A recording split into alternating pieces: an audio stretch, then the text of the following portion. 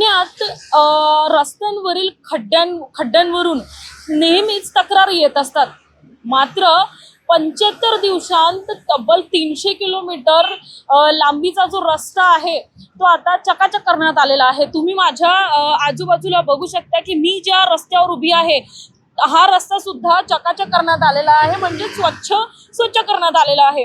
तर याचं कारण असं आहे की पुण्यात लवकरच पुणे ग्रँड टूर म्हणून एक आंतरराष्ट्रीय सायकल स्पर्धेचं आयोजन करण्यात येणार आहे आणि यासाठी सार्वजनिक बांधकाम विभागाने 75 दिवसांत 300 किलोमीटर रस्त्यांचे बांधकाम पूर्ण केले आहेत आणि यासाठी सिमेंट बेस्ड ट्रीटमेंट चा वापर करून मजबूत पाया करण्यात आला आहे. तर डांबरीकरण सुद्धा करण्यात आलेलं आहे.